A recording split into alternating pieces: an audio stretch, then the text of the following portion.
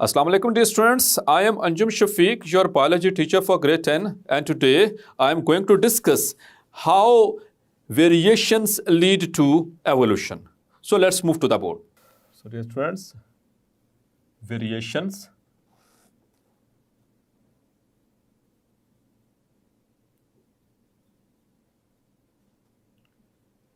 lead to evolution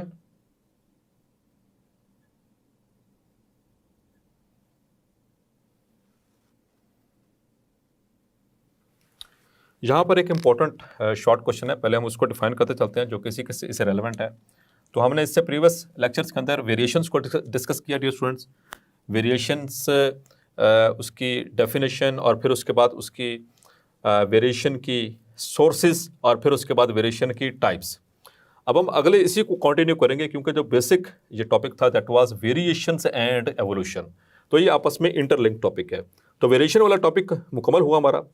अब उसी से आगे कंटिन्यू कर जो वेरिएशंस होती हैं उसी से एवोल्यूशन होती है।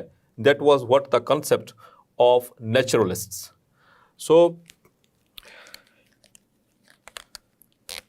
यहां पर एक important short question, biological evolution जिसको कहते हैं ऑर्गेनिक एवोल्यूशन। सो ये है क्या चीज, इसको हम डिस्कस कर लेते हैं। It refers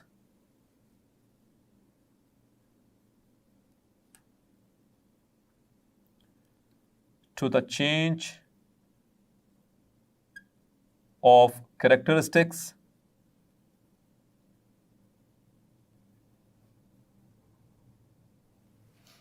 means traits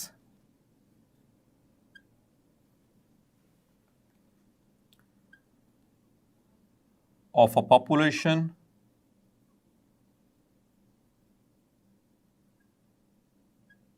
or species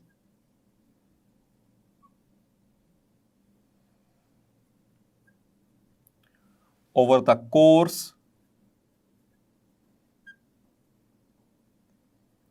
of generations.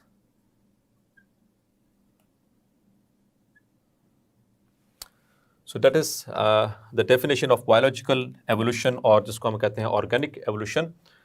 So it refers to the change of characteristics. इसमें change क्या हो रहा है? Characteristics, जो खसूसियात होती हैं, जो हमारे अंदर ट्रेड्स होती हैं, उनको हम कैरेक्टरिस्टिक्स कहते हैं। और ये कैरेक्टरिस्टिक्स जो होते हैं ये इनहेरिटेबल होते हैं, मतलब कि अगली नस्लों में मुंतकिल हो सकते हैं।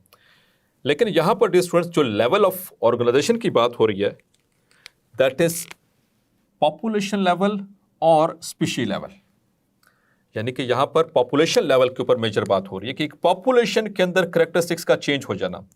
सो डियर स्टूडेंट्स जो पॉपुलेशन के अंदर जो कैरेक्टरिस्टिक्स के अंदर चेंजिंग आती है वो सडन नहीं होती है। It takes centuries, it takes 100 of years to continue। तो उसमें चेंजेस आने में वक्त लगता है। इसीलिए इसी के आगे कंटिन्यू है कि ये जो कैरेक्टरिस्टिक्स जो हैं वो चेंज हो रहे हैं पॉपुलेशन के अंदर over the course of generations, नस्ल दर नस्ल चलता जाएगा और फिर कहीं जाकर कई नस्लों के बाद उनके अंदर वो कैरेक्टर्स जो हैं वो चेंज होना शुरू हो जाते हैं। तो इसे कहते हैं बायोलॉजिकल एवोल्यूशन या इसे कहते हैं ऑर्गेनिक एवोल्यूशन। डियर स्टूडेंट्स यहाँ पर एक अपने पॉइंट क्लियर कट जो है उसको समझना है कि the evolution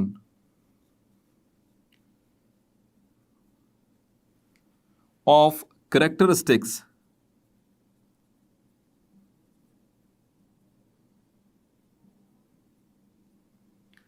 is not concerned at individual level। मतलब ये कि अगर मेरे अंदर कोई ट्रेड चेंज हो रहा है तो उससे वो वेरिएशंस जो मेरे अंदर आ रही हैं, लेट्स सपोज कि कोई किसी भी तरह की कोई कैरेक्टरिस्टिक्स हैं जो मेरे अंदर चेंज हो रहे हैं, तो वो आगे पॉपुलेशन में ट्रांसमिट आसानी से नहीं हो जाएंगे।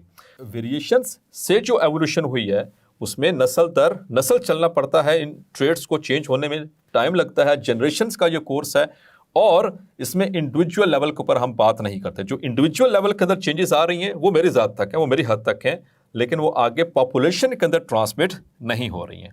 सो ये आपने डिफरेंस इसमें रखना है, याद रखना है कि हम जब एवोल्यूशन की बात करते हैं यानी इर्तिका के अमल की बात करते हैं जिसमें सिंप्लिसिटी से लेकर कम्प्लेक्सिटी की तरफ जो मूव किया जाता है, तो उसमें जो चेंजेस आ रही होती हैं they are at the level of species और at the level of populations, not at the level of individual.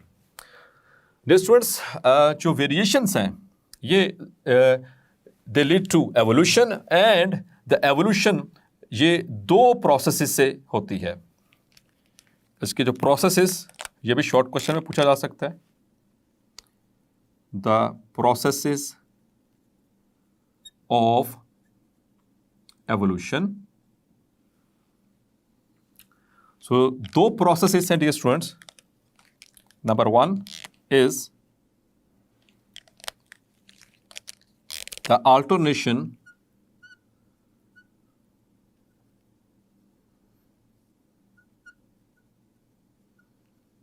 of genetic characteristics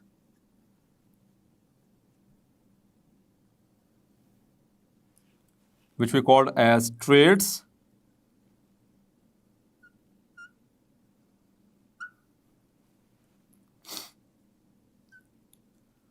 of a type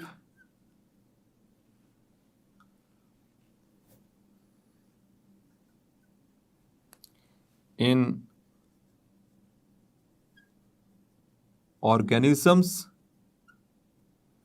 over time,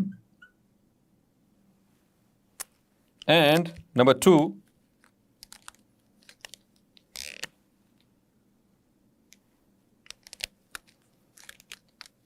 is the formation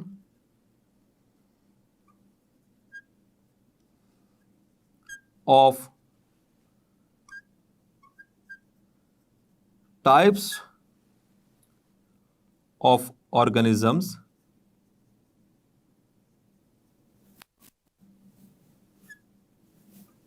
from single type.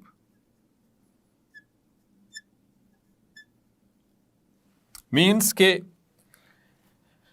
जो alternation हो रही है genetic characteristics के अंदर वो एक type के अंदर हो रही हैं ऑर्गेनिजम्स में, it occurs at over the time, मतलब कि उसमें वक्त लग रहा है। तो ऑर्गेनिजम्स के अंदर जो चेंजेस आती जा रही हैं, यहाँ पर ऑर्गेनिज्म नहीं लिखा बल्कि ऑर्गेनिजम्स लिखा गया है, मतलब कि बहुत सारे ऑर्गेनिजम्स मिलकर क्या बनाते हैं, पॉपुलेशन। तो एक पॉपुलेशन के अंदर जो ऑर्गेनिजम्स हैं उनके अंदर जो जेनेटिक कैरेक्टरिस्टिक्स हैं यानी जो ट्रेट्स, यहाँ पर जेनेटिक कैरेक्टरिस्टिक्स लिखने का मतलब यह है कि that they are present on the genes and they are inheritable, वो इनहेरिट हो सकते हैं। सो उनके अंदर जो अल्टरनेशंस होती हैं, अल्टरनेशन मीन्स चेंजेस, जो चेंजेस आएंगी वो रिक्वायर करेंगी a time, they will pass over a time. और दूसरी चीज़ that is the formation of different types of organisms from a single type, कि एक टाइप के ऑर्गेनिज्म से मुख्तलिफ और टाइप्स बन जाना। जैसे कि एक छोटी सी मिसाल देता हूँ, आजकल प्रेजेंटली देखें अगर, आपने वो कोरोना के बारे में सुना होगा, तो कोरोना की पहली लहर आई थी, द फर्स्ट वेव, तो उसमें जो उसका जेनेटिक सेटअप कुछ और था, फिर उसके बाद दूसरी लहर आई, फिर तीसरी लहर आई, फिर चौथी लहर आई, फिर पांचवी। तो जैसे जैसे वो टाइम गुजरता चला गया तो उस एक टाइप से कई टाइप्स के उसके वेरिएंट्स निकल आए। Clear to students? तो उसमें that is the formation of different types of organisms from a single type. एक ही टाइप से बहुत सारे उसके आगे टाइप्स निकलना शुरू हो गई। जिस तरह से मैंने एग्जांपल दिया आपको इसमें जो कोरोना वायरस की, सो आया सिंगल वायरस था और आगे अब ये मुख्तलिफ टाइप्स में बट गया। क्लियर? अब डे स्टूडेंट्स, जो एवोल्यूशन है इसकी जो कहानी स्टार्ट होती है, actually there was a scientist जो सबसे पहला हिंट दिया था, दैट वाज C.G. Buffon। ये एमसीक्यूज में आपसे पूछा जा सकता है। He gave the hint of evolution. और इसी का कंट्रीमैन यानी कि इसी के मुल्क का एक और साइंटिस्ट है, his name was Jean Baptiste D Lamarck.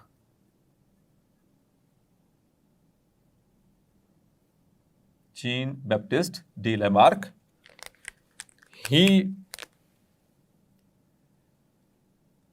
gave the mechanism of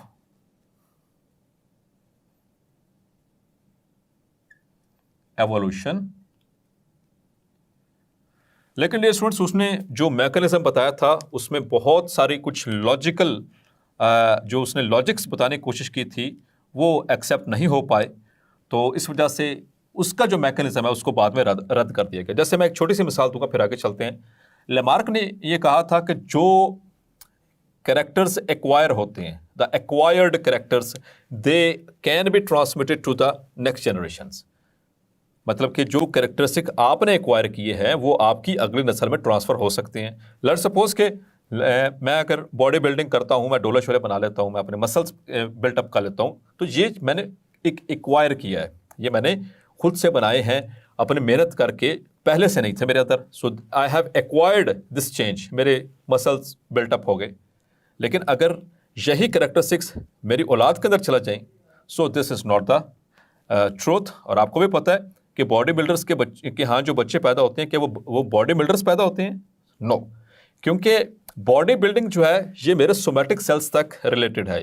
ये मेरे मसल्स जो हैं, यानी कि यहाँ पर बाइसेप्स, ट्राइसेप्स या किसी भी तरह के जो सेल्स हैं ये मेरी बॉडी के, they are called as somatic cells. और डियर स्टूडेंट्स, आप मुझे ये बताएं कि क्या जो बच्चा बनता है यानी ज़ायगोट बनता है वो सोमैटिक सेल से बनता है कि जर्म लाइन सेल से, यानी कि गैमीट से? So the baby is formed from the gamete cells. तो जो चेंजेस गैमीट सेल्स में आ सकती हैं वही ट्रांसफ़र हो सकती हैं। मीन्स कि गैमीट्स के अंदर कोई चेंजेस आएंगी तो ही अगली नस्ल में ट्रांसफ़र हो सकती हैं। जो सोमैटिक सेल्स के अंदर जो भी आपने कैरेक्टर एक्वायर किया वो आगे ट्रांसमिट नहीं हो सकता। ये जो मैकेनिज्म था ये basically that was the idea of Lamarck which was rejected. इसको रिजेक्ट कर दिया गया। फिर जब भी डियर स्टूडेंट्स एवोल्यूशन का नाम आता है तो आपके जहन में एक नाम तो ज़रूर आता होगा, that is Charles Darwin.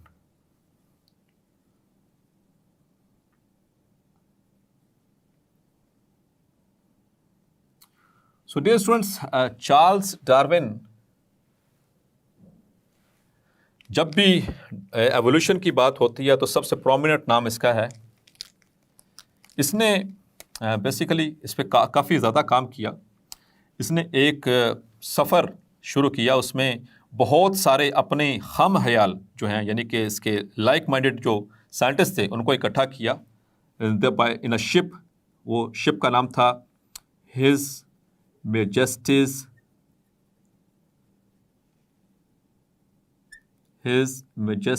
Ship, HMS, and he started a voyage, उसे कहते हैं voyage of beagle। एक सफ़र शुरू किया और इस शिप के ज़रिए वो उस दुनिया के बहुत सारे जजीरों पे किया और वहाँ पर मुख्तलिफ़ तरह के इसने जो स्पीशीज़ हैं उनके सैम्पल्स इकट्ठे किए, प्लांट्स के भी और एनिमल्स के। मीन्स के flora as well as fauna, इन दोनों के सैम्पल्स को इकट्ठे करता था, उनको रिकॉर्ड करता था और उनके अंदर जो वेरिएशंस थी, जो डिफरेंसेस थे, उसको रिकॉर्ड भी करता था। फिर इसने 18 सेंचुरी के अंदर इन 1830s अप्रॉक्सीमेटली इन 1838 इसने पहली अपनी जो थ्योरी थी वो पेश की, the theory of natural selection.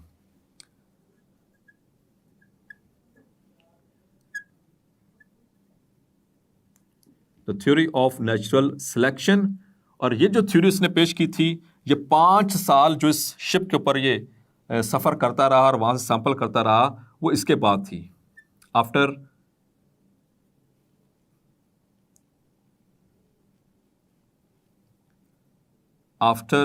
5 years of voyage, 5 साल उस सफ़र के बाद आकर उसने एक थ्योरी क्रिएट की।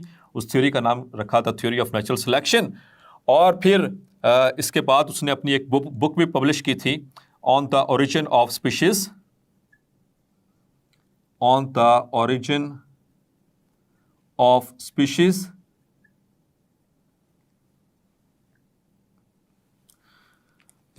by means of natural selection. So that was his book जो उसने पब्लिश की, that was the theory जो उसने आते साथ ही प्रेजेंट की after 5 years of the voyage. लेकिन इसके अंदर भी बहुत सारे जो मैकेनिज़म्स इसने एक्सप्लेन करने की कोशिश की डार्विन ने, तो वो उस वक्त के जो साइंटिस्ट थे उन्होंने काफ़ी ज़्यादा इसके हवाले से अपोज किया कि जो आप मैकेनिज़्म पेश करने की कोशिश कर रहे हैं ये कोई लॉजिक नहीं, कोई लॉजिक सेंस नहीं बन रही। फिर डियर स्टूडेंट्स 1920 एंड 1930s में, यानी कि इसके लेट 1920 एंड अर्ली 1930s के अंदर उसने दोबारा से इसके ऊपर एक काम किया और उसमें इसने एक बुक लिखी by the name of origin of species.